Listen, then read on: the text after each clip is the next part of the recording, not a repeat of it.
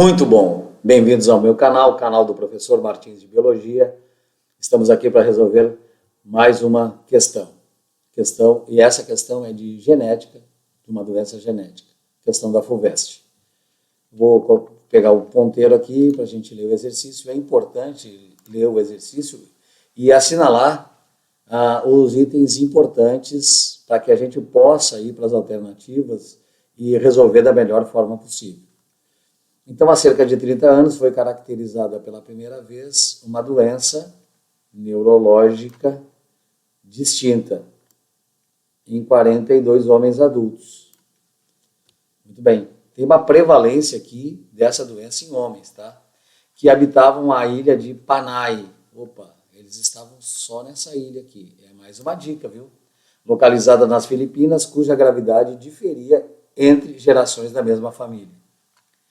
A variante patogênica foi recentemente detectada como hexanucleotídeos no gene TAF1. Bom, agora eu já sei que é uma doença genética.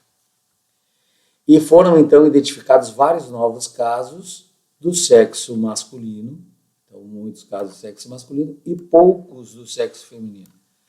Então, gente, é uma doença que ocorre mais em homens do que em mulheres, afetados na ilha. Entre os fatores que devem justificar a elevada ocorrência dessa doença neurológica entre homens, olha só, entre homens, de forma isolada, outra dica aqui, ó, de forma isolada na ilha de Panay, é incorreto assinalar. Ou seja, uma dessas aqui está incorreta. O que nós vamos fazer é analisar cada um. Em primeiro lugar é o seguinte, nas mulheres nós temos 2 cromossomos X. Vou colocar aqui um X e um outro X. Eu vou representar a doença pela letra D. E vou representar a doença pela letra D maiúscula quando for normal. Então vamos colocar aqui a possibilidade dessa mulher for D grande e D grande. Eu vou chamar de dominante, tá? Então a normalidade aqui está na dominância. Então é uma mulher normal com o XD grande nos 2X, ok?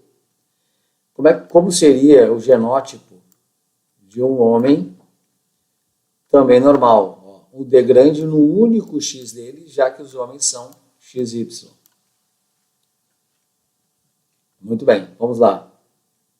Vamos imaginar que essa mulher tem um gene D grande, dominante, no X, e no outro X nós temos um D pequeno que caracteriza a doença. Está aqui. Essa é uma mulher heterozigota, porque esse D grande não é igual ao D pequeno. Esse é para normalidade e esse é para doença. Aqui ela é homozigota dominante, porque tem os 2 D grandes. Agora presta atenção nisso que eu vou falar agora.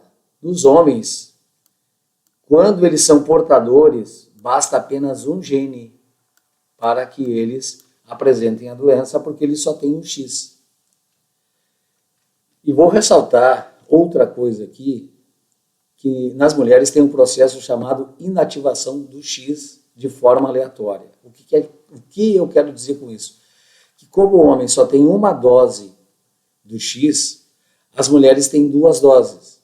Então, um X é desativado, melhor dizendo, inativado aleatoriamente. Pode ser esse ou pode ser esse, isso é aleatório. Muito bem, vamos imaginar que é esse aqui. Se esse for desativado, a mulher vai apresentar a doença. Mas se esse for desativado, ela vai apresentar a normalidade. Então, essa é uma justificativa para que a baixa incidência aqui, ó, olha só, gente, poucos do sexo feminino. Essa é uma justificativa para poucos elementos do sexo feminino que apresentam a doença. E se ela for uma homozigota recessiva, tá? Certo? A questão aqui é que ela vai precisar dos 2 Ds para ter a doença. Tá? Então, basta, ou desativa esse, ela vai ter a doença, se desativar esse, ela vai ter a doença. Mas precisa dos dois. Então, já sabemos por que tem poucos indivíduos do sexo feminino. Tá? O nome disso aqui, tá? Só tem um X nas mulheres ativo e um X nos homens, é compensação de dose.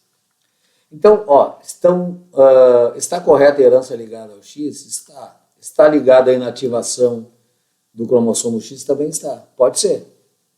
Pode ser. O efeito fundador pode ser uma justificativa?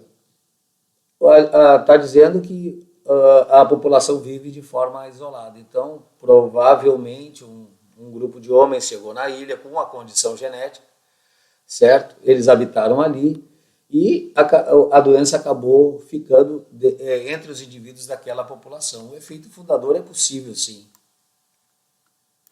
O isolamento geográfico também. Então, a mutação pode ter ocorrido nessa população.